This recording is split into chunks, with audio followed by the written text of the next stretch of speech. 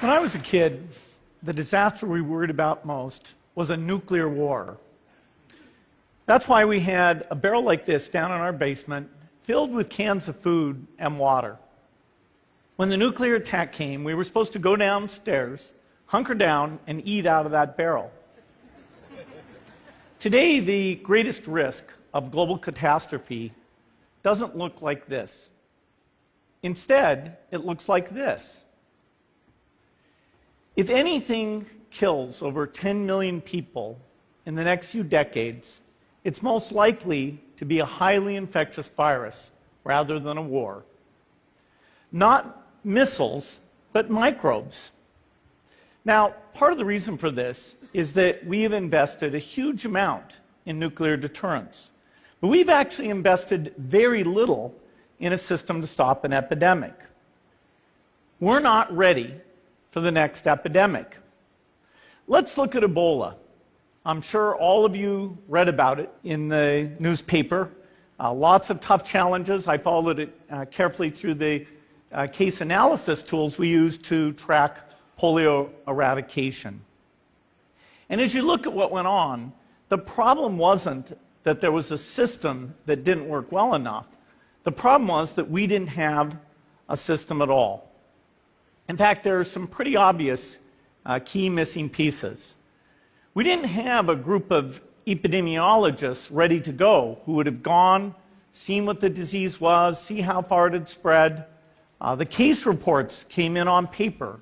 It was very delayed before they were put online, and they were extremely inaccurate. We didn't have a medical team ready to go. We didn't have a way of preparing people. Now, Médecins Sans Frontières did a great job orchestrating volunteers, but even so, we were far slower than we should have been getting the thousands of workers into these countries. And a large epidemic would require us to have hundreds of thousands of workers. There was no one there to look at treatment approaches, no one to look at the diagnostics, no one to figure out what tools should be used. As an example, we could have taken the blood of survivors, processed it, and put that plasma back in people to protect them. But that was never tried. So there was a lot that was missing, and these things are really a global failure. The WHO is funded to monitor epidemics, but not to do these things I talked about.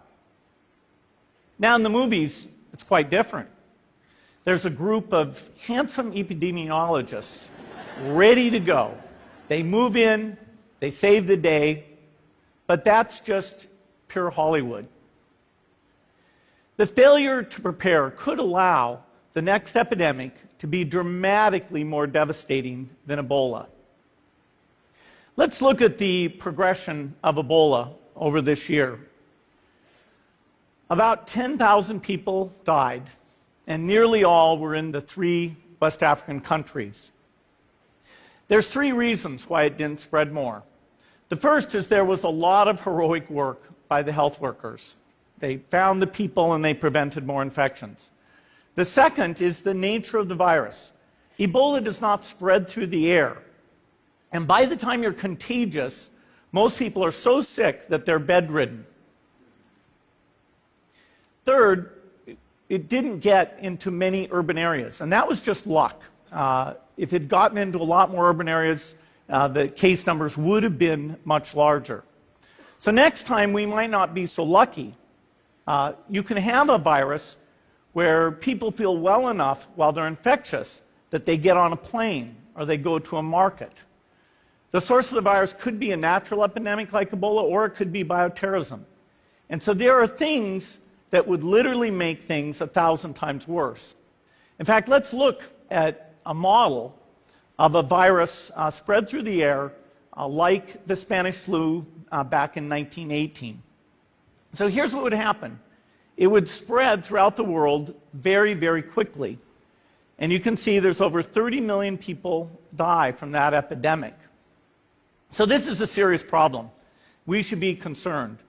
But in fact, we can build a really good response system. We have the benefits of all the science and technology that we talk about here.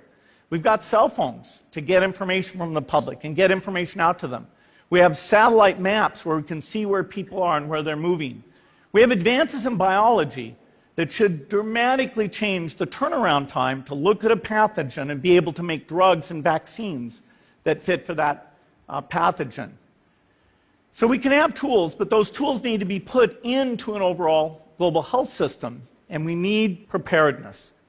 The best lessons, I think, on how to get prepared are, again, what we do for war. For soldiers, we have full-time waiting to go. We have reserves that can scale us up to large numbers. NATO has a mobile unit that can deploy very rapidly. NATO does a lot of war games to check, are people well-trained? Do they understand about fuel and logistics and the same radio frequencies? So they are absolutely ready to go. So those are the kinds of things we need to deal with an epidemic. What are the key pieces? First is we need strong health systems in poor countries. That's where mothers can give birth safely, kids can get all their vaccines, but also where we'll see the outbreak very early on. We need a medical reserve corps. Lots of people who've got the training and background who are ready to go with the expertise.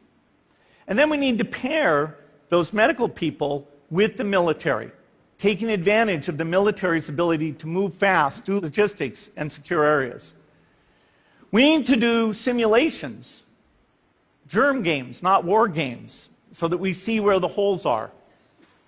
The last time a germ game was done in the United States was back in 2001, and it didn't go so well.